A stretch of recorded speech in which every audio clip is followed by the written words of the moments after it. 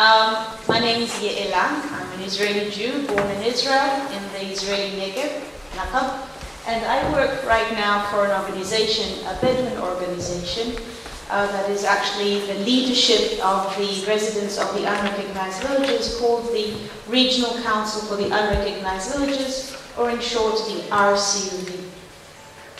And I will talk a little bit about the Unrecognized Villages. When you come visit us, if you come for a full day, and we will try to explain it to you, it'll still be very difficult to understand after a full day of explanations how it all works.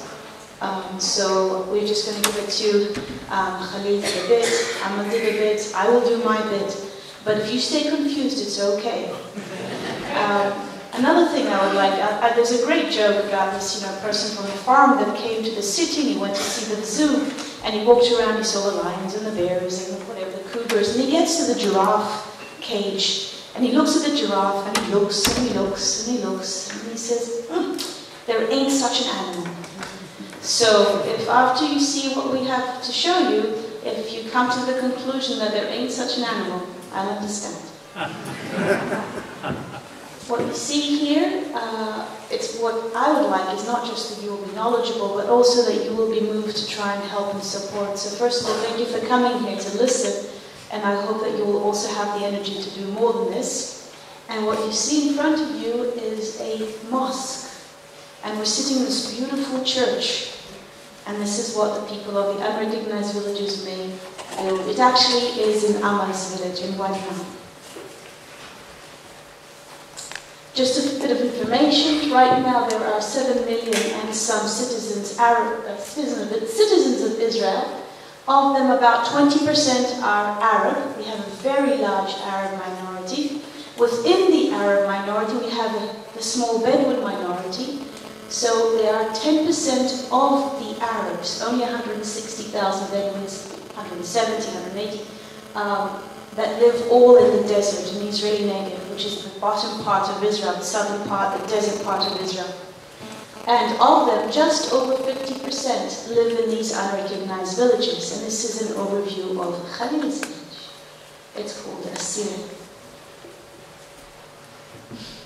To be unrecognized, as Khalil said, it means no water, no roads, no connection to the electric grid, no sewer system, no trash removal, no municipal representation. So if Khalil has any trouble with the government, well, just tough luck. There are some very minimal schools, very minimal medical services.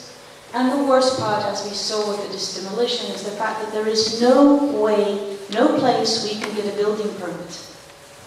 And if you can see in small, over here, okay, that's a bulldozer just finished demolishing a home. This is a different village called Livnat Raanan.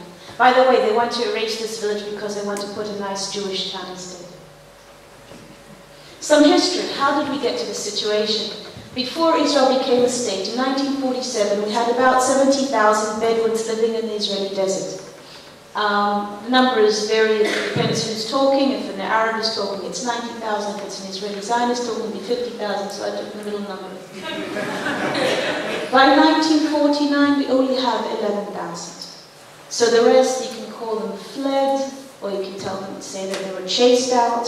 Someone put on trucks to moved out, but the fact is, by the end of the war, from fear, from being told to leave, we only have 11,000 Bedouins left inside of Israel, and they became citizens of Israel immediately. They swore allegiance to the state, they swore to keep the borders safe, and in return, our Prime Minister, the first Prime Minister, Ben-Gurion, swore to let them stay with their lands and their traditions.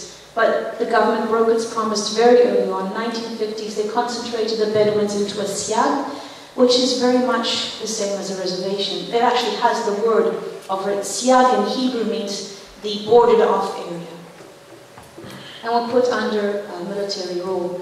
1996 was the end of the military rule, 1966. In 1965, Israel established a law called the Planning and Construction. Also, we can, organize our country, and people will not go build whenever they feel like.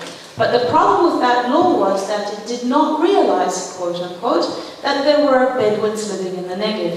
And that is how, since then, the government has not found a way, quote again, has chosen not to find a way in which to allow a system to allow building permits and planning for the Bedouin residents in the Negev, citizens of Israel. 1969, the first Bedouin town was established. It's all a process of concentration. So the first part was to try and get as many Bedouins out of Israel. Early 1950s, they concentrated into reservation area, about a tenth of the Negev, and then concentrated into towns. So in 1969, the first town, and until the mid-1990s, we had 7 towns established. And if you think of Bedouin and you think of town, you can see those don't work well together. In 2005, also thanks to work with Khalil and other leaders and the organization that I work with, we managed to start a political process that the government did indeed recognize some of the villages, and they put them under a governmentally appointed regional council called Abu Basma. So of 45 unrecognized villages, about 11, so we have 9 including the process. It keeps on changing depending on what day we're talking. There's about somewhere between 11 and 13 now which are in a process of recognition. But even these villages, it's come to a standstill. And as I said, it's very complicated. I will not go into the details. Please come and visit. This is a map. What you see on the left-hand corner is the Mediterranean Sea. Right-hand corner, you see the Dead Sea. And if we could go further down in the map, you would get to Eilat. And you can see a small triangle. Here. That is the Siag area, the reservation area. You can see some blue dots inside that Siag. Those are the unrecognized villages.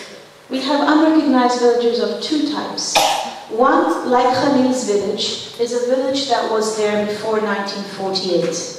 The other, like Amal's village, is a village that was created by moving people from one location to another. So Amal's village, Wadi Na'am, was created by moving people from the west side of the road to the east side of the road. So Khalil is sitting on his ancestral lands. Amal is actually a people who are internally displaced. The 45 villages are of those 2 types.